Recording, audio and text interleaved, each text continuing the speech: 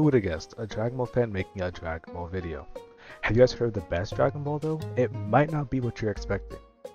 It's the original Dragon Ball. It has some amazing moments, great characters, nice adventure and world building, and some nice creativity. Like, just hear me out, sit down with me, hear me out, and see what I mean, cause you might be surprised.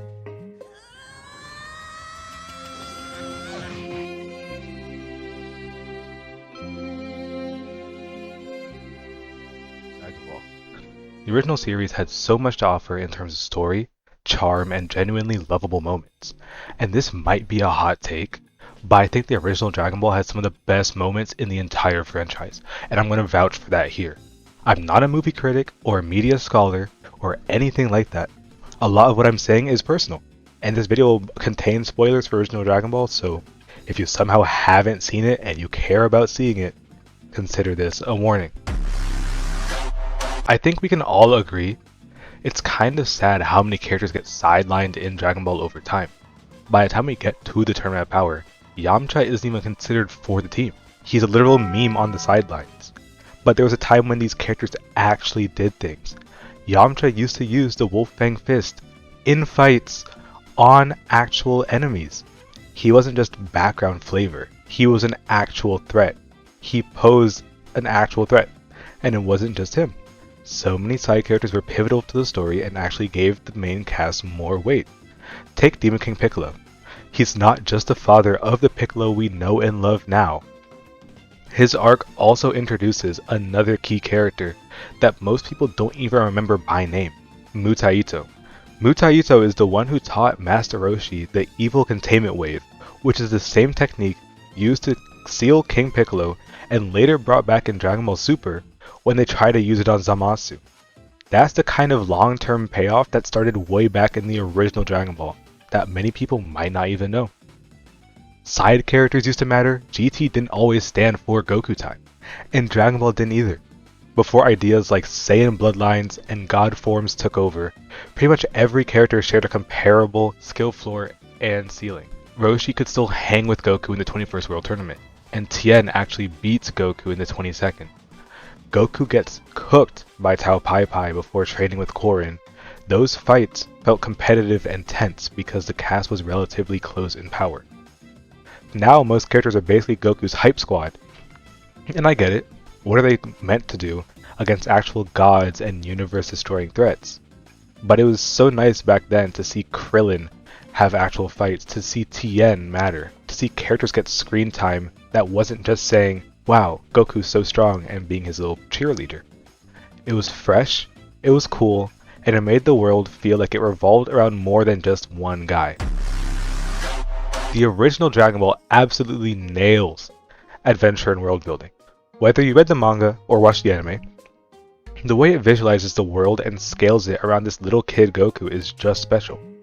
From the moment he's jumping off cliffs or zipping around on the flying Nimbus, you feel that sense of journey. You go from Goku's mountain home to small rural villages to deserts to snowy landscapes. The fun is in watching how the characters move through the world. Later series like Z and Super have bits of that, like places like Namek or Trunks' ruined future city, but they also have stretches that feel kinda stale. Namek is an iconic stage in Dragon Ball. But let's be honest. We stared at the same green sky, the same rocks, the same water, for dozens of episodes straight. Goku vs. Frieza was one of the longest fights before you-know-who came to take the podium. OG Dragon Ball reused locations too, so we can't overlook that. Like the World Tournament Arena, across 3 different tournaments, but they made each one feel distinct. The first tournament has that evening atmosphere with the sun setting as the fights drag on. The second pushes into aerial combat, and the third, the arena barely even survives. It becomes about the environment being destroyed as much as the fight itself. And outside the tournaments, there are entire biome shifts. Muscle Tower, where Goku meets Android 8, is in a snowbound town. Yamcha is literally called the Desert Bandit for a reason, and you can feel that every part of this world has its own flavor. What I really love is that the core of Dragon Ball is kind of the opposite of what it is now. Today, enemies come to Earth specifically for Goku, out of revenge, or because they heard about that Saiyan, the legendary Super Saiyan. In the original, Goku is the one traveling. He stumbles into trouble. A lot of his enemies are people he meets by accident while chasing the Dragon Balls. The journey is the story. That sense of adventure is something Dragon Ball slowly lost as the stakes got bigger and bigger. Dragon Ball has always been creative, but the original series is where that creativity feels the most unleashed. I love the designs in Z and Super, characters like Beerus, Champa, villains like Majin Buu or Cell, or even Goku Black all look great. But the original Dragon Ball is stacked with fun, weird, memorable characters in a different way. You've got Mercenary Tao, the assassin who rides a pillar like a surfboard, and deflecting bullets with a shoe. Korin, this chill immortal cat who lives in a tower and trains you by making you chase water. Demon King Piccolo, who feels like a genuine horror villain dropped into a gag manga. And Tien, who starts off as a serious antagonist with 3 eyes, weirdly enough, but becomes one of the most disciplined heroes in the entire series.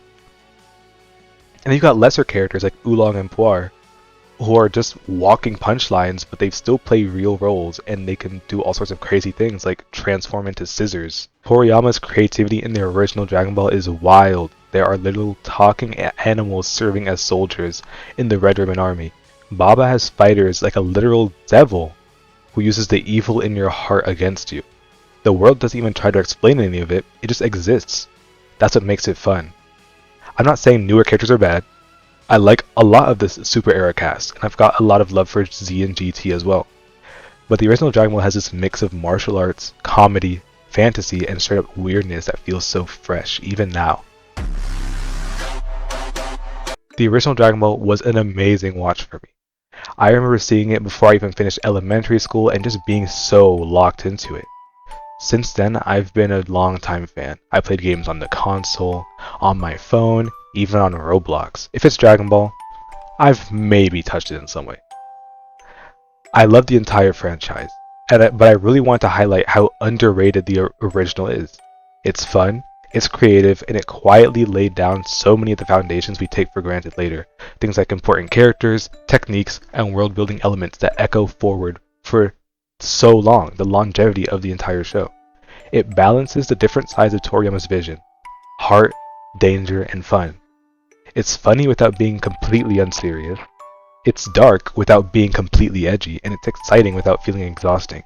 At the end of the day, it's just fun and cool, and it deserves way more love than it gets.